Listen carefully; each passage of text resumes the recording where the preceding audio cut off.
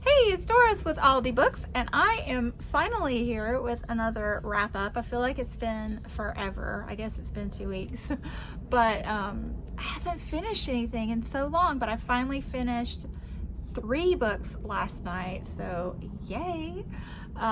Anyway, let me just hurry up because I feel like I'm gonna get a little bit rambly at the end. So yes, I have 2 children's books, a nonfiction, a classic, 2 literary fictions, and 2 romance books to talk about. So I will be discussing them in that order. If you want to maybe fast forward to any genres you're interested in. I realize this is quite an eclectic stack. Anyway, the first one is Franklin and Luna and the Book of Fairy Tales by Jen Campbell, illustrated by Katie Harnett. Thanks again, Jen, for sending this to me. I am always 100% delighted with her Franklin and Luna series. This one is just absolutely perfect for the fall. Sorry if I've already talked about this book. I can't remember, but it's worth repeating. It is just so perfect for the fall.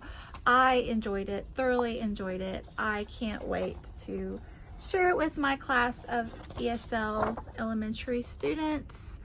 And then I'll be taking it down to my nieces for Thanksgiving. So, yes. And then I finished Sharon Robinson's Child of the Dream, a memoir of 1963. I first found Sharon Robinson's work this summer. I had a stack of books that my elementary from the year before had been reading for their Battle of the Books Club, and her novel Two Doors Down was part of that stack. I thoroughly enjoyed it so much.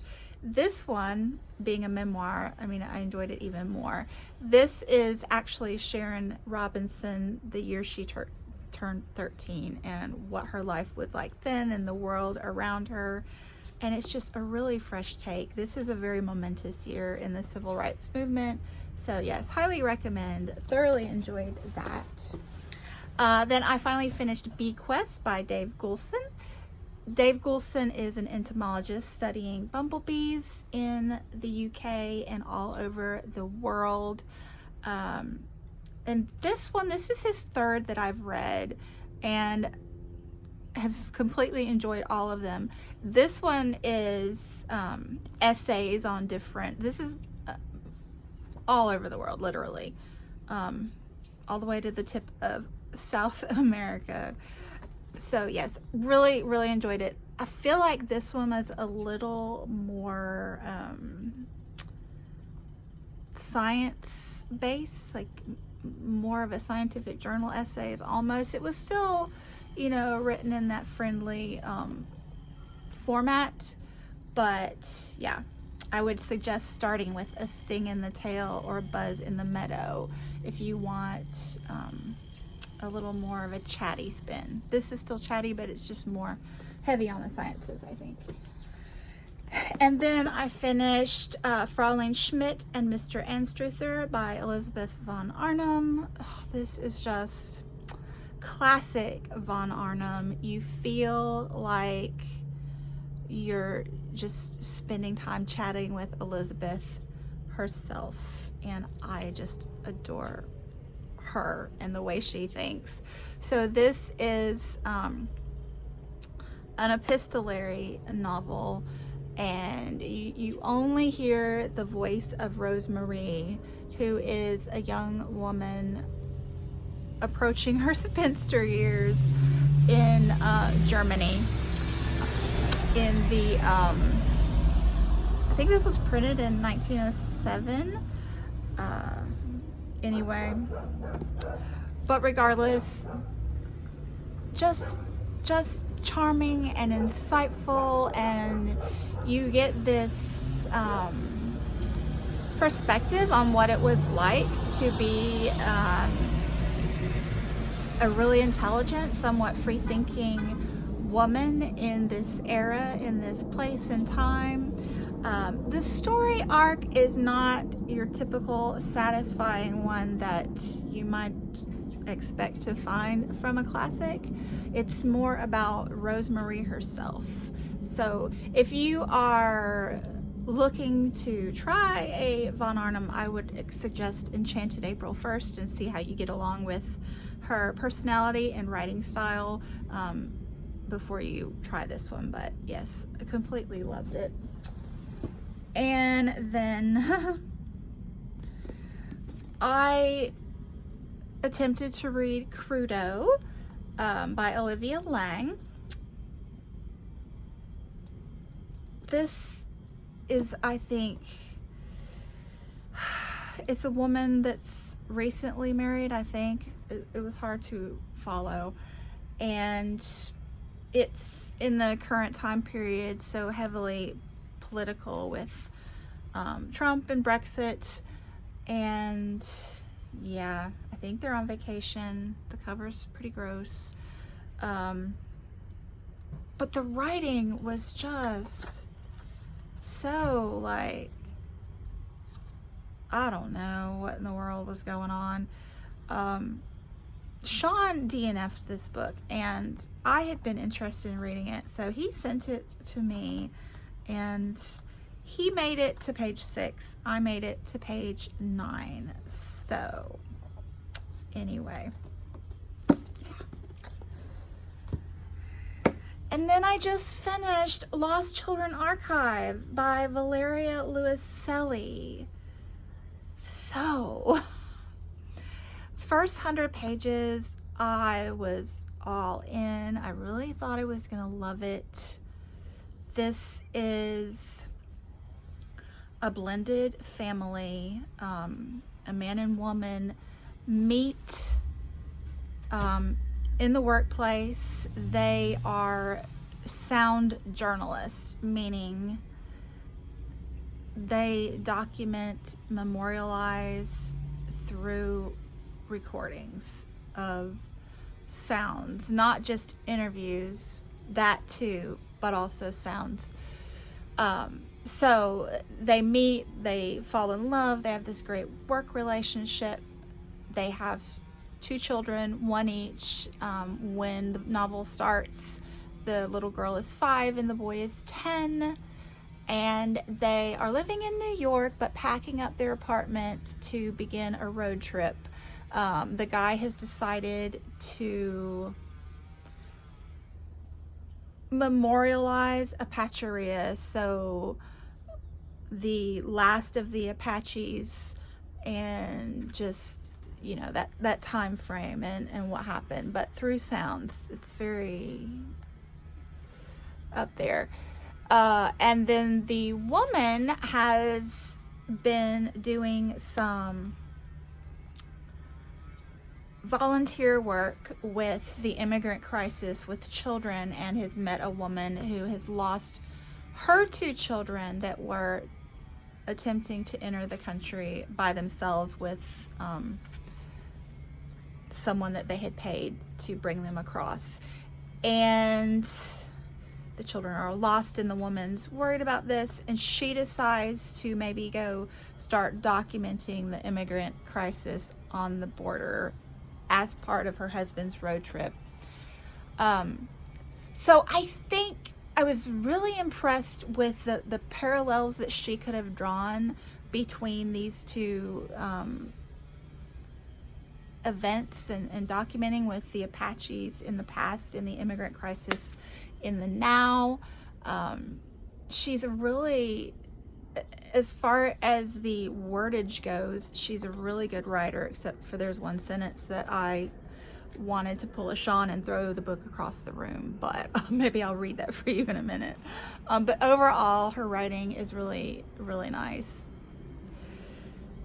It's kind of structurally in the choices that she made where it really falls apart for me. So you've got these 2 things, and then the family overlaid on them, and I thought that could have been a really nice juxtaposition with them and their children, and then the immigrants and the lost Apaches, and that the lost children and all of that.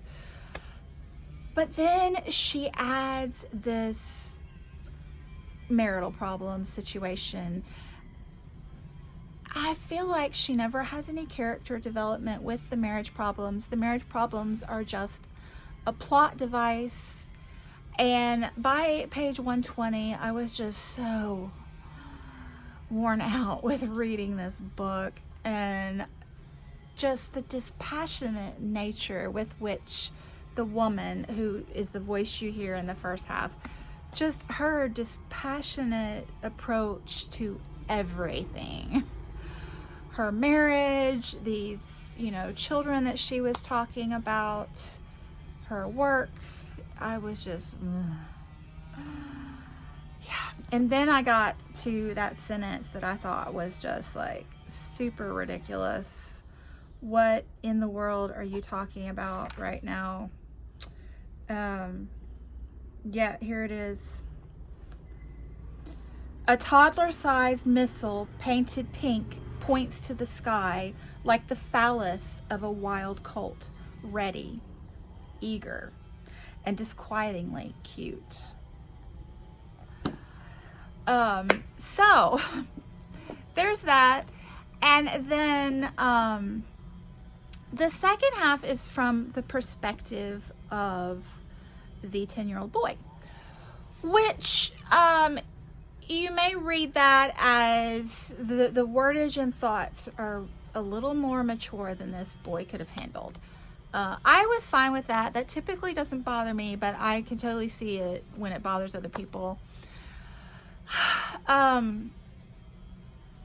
It just never seemed to go anywhere. I felt like she didn't approach these bigger topics. She didn't, I don't know. It was just too much. It just became too much. All of it was too much.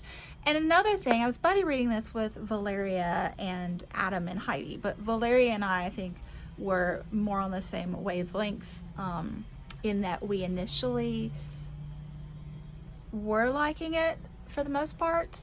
And Valeria made some really great insights. One of them was, and she quoted several different authors that Louise Ellie has been emulating in these texts, but that's just, she added another layer of too much by going with all of these varying writing styles throughout. Like, you get the point of views, and then the shifting point of views, and then this stream of consciousness section that I just couldn't even hardly get through at the end. And then you've got these elegies, which is like a book within a book. So she is quoting a book in the text, like they're reading it together, her and the 10-year-old boy. And that is like, was the best part for me. That narrative really spoke to me. So there are definitely good points in this, and if you liked it, I totally get it. It just was way too much going on, and I think she just needed to go in again and refocus. And the other thing that Valentina said that I was totally about to say as well was that I think Valeria Louise Ellie would be a great essayist, and I'm fully intending to order her the 40 questions. I forget the title of it, but totally going to read that one next. But oh me. And then the romance. So I think I have been on somewhat of a romance kick lately. I think it was a summer thing. I was off work for 2 months and I just had this craving. So I put several romance novels on hold with my public library audiobooks, and they started coming in like late summer, most of them. But I finally got to was it The Wicked Wallflower, I think, and Brazen and the Beast was the one that I just finished, and these were by, I forget. Sorry. Brazen and the Beast. Look it up if you're interested. So these are Regency romances. I found them just absolutely delightful, everything I was looking for, and then some. So the new twist, and what I've realized with these Regency romances, is that they've always been fantasy. Yes, they're romance, but they're also fantasy, you know. Great women, great men, great everything else, witty dialogue, interesting things going on, and just fun, enjoyable. And then who is this author? I will write it in the show notes. I'll try to. But Brazen and the Beast, look it up if I forget. But she has added with this new series, they're like trilogies that she keeps repeating the same community. Anyway, this series is the Bare Knuckle Bastards. But anyway, with this series, she's added this really just delightful feminist aspect. So the women all have this take charge thing that they're good at, and it just adds another level of, yeah, I like it. I love it. Enjoyable. So enjoyable. But then I've read Regency romances a lot over the course of the years, just here and there I get the urge. But I picked up some contemporary romances recently. So, you know, contemporary in general is not always my thing, which is why I may have not got along with Crudo. So I read Crazy Rich Asians, which is not, I wouldn't classify that as a romance. It's more of a rom-com. There's a difference in my mind. I think there's a difference. But I read Helen Huang, her books, and I think it was A Kiss Quotient and Bride Test. Really loved them. And I'm shallow. I'm into the new graphic covers. Not because I care if someone sees me reading the, you know, traditional ones, you know what I'm talking about. But I just like them. I've always liked them in whatever genre. So they perk my interest. So I put a rash of them that I had heard about recently on hold, like I said. And the first one that came available was The Unhoneymooners, which I really enjoyed. But then I DNF'd 3 in a row. Like the next 3, I just, for various reasons, like I thought they were going to get political and I didn't agree with it, and just stupid talk about like I'm here for the witty banter between the love interest, but there was just other stupid sex talk that with other people that I was just like, ugh. So I did it again. I just started, I think it's The Bookish Life of Anita Hill. And it started off okay. She works in a bookshop, an independent bookshop. She's, you know, very intellectual, but also very social. She's got her niche. She's got her niche in life. You know, she has her little anxiety quirks from time to time, as we all do, but you know, she's well adjusted and going at life and being her bookish self. And I'm like, yeah, that's cool. It was okay. I was liking it. And she just went to her book club with her 5 besties. And how shall I put this delicate? There's no way to put this delicately. They're just having this joke fest conversation about one of them getting dick pics. And it was just boring, guys. It was just like, no. So, I don't know. I think I'm just going to I think I'm done with the contemporary romance for a while. I'm going to go back to my Regency. I've got a Tessa Dare in queue, and you know, I think it's more my speed. So anyway, yeah, thanks so much for watching, and I'll be back soon. Bye.